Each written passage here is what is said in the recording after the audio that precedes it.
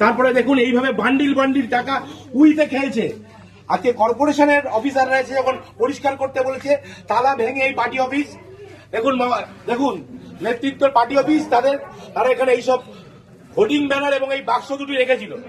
আজকে এখানে তালা ভেঙে এখানকার কর্মচারীরা, এখানকার সাফাই কর্মচারীরা, এখানকার অধ্যাপকদের অনুমতি নিয়ে এগুলো উদ্ধার করেছে। আপনারা দেখুন কি পরিমাণ টাকা, 100 টাকা 500 টাকার বান্ডিল উই পোকায় খেয়েছে। এই টাকার উৎস কি আমরা জানতে চাই। এই টাকা কারা? দিনের পর দিন এই কলেজে যারা দুর্নীতি করেছে, এই কলেজে যারা দিনের পর দিন ধরে দুর্নীতি করেছে, এই কলেজে দিনের পর দিন যারা টিচিং স্টাফদের ঠকিয়েছে, প্রফেসরদের সঙ্গে গুন্ডামি করেছে, তাদের প্রত্যেকের টাকা এটা।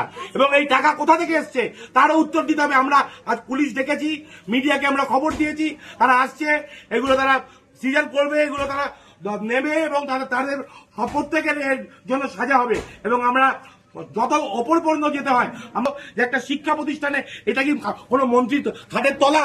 আপনারা ভাবুন, লজ্জার বিষয়। একটা শিক্ষা প্রতিষ্ঠানে এইভাবে টাকা পাওয়া যাচ্ছে উইতে খাওয়া। সুরেন্দ্রনাথ কলেজের পেছনে জিমনাসিয়ামের সামনে